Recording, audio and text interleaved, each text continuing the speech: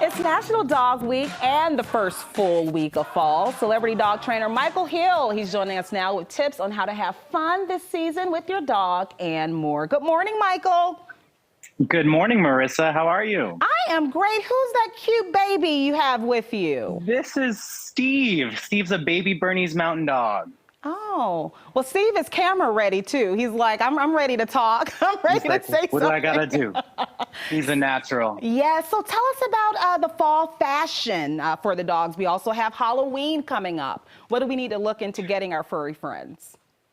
Well, first, dogs who don't have a natural cold weather coat like Steve here, sometimes fashion is essential, especially if you live in a colder climate and you have a breed without coat that wasn't made to live in that kind of weather. So it's important to get your dogs used to wearing clothes or layers if that's something that they haven't done before. So they might be a little unsure of it, but it's also just like introducing a leash or any other equipment for the first time, where you just want to supervise them when they're first wearing that. And then most dogs actually learn to love it because it's a way that they spend time with you and they get attention and they just feel pampered. So a lot of owners love to really invest in their dog's wardrobe. You know, you can even do custom couture if you're feeling it, or match your dogs to your fall fashion trends as well. Yeah, it's functional and fashionable. You can do both at the same time. Michael, I don't think I've ever showed this to you before, but I have a sister. Her name is Precious. She's a Maltese. It was actually my dog before moving up here. My mom takes care of her now, but she dresses her up all the time. How cute is she? She looks like she absolutely loves it. She better have her own closet. There you go. There you go. So we got the fashion together. What about pumpkin spice flavored treats? Because they like it too. Yeah, pumpkin's actually a great tool to use if your dog has an upset stomach. It's high in fiber.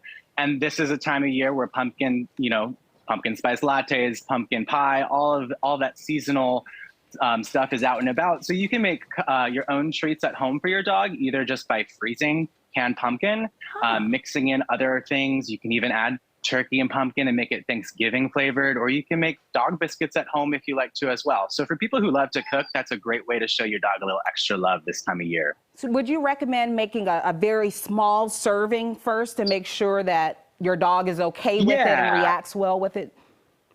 Everything in moderation, especially if your dog doesn't have as much variation in their diet, or if they're younger, like little Steve here. You want to gradually introduce new things and use it just like as a treat and a reward and not overdo it.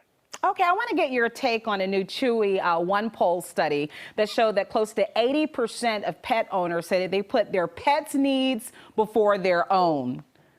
Are you here for this? Yes. Can you relate? I am. And I think actually even though the title is saying prioritizing the pet's needs above their own, I think the reason that we do that is because it actually fulfills our needs too. We want to be loved. We want to show love. So I'm all for it. I think the trend is only increasing. We saw that during the pandemic where people really relied on their pets.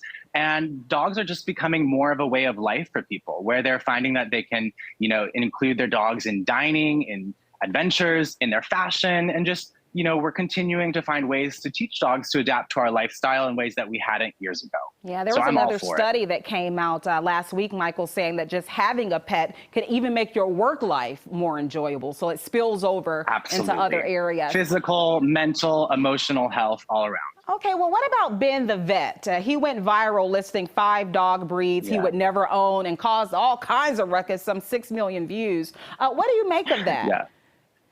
Well, I think he actually has a good intention. I think the point of that video was to just educate, because not all dog breeds are the same. There are health issues or temperament trends that are going to be more common in specific breeds, and that education and foresight is important so that you're willing to take that on when you're choosing that breed.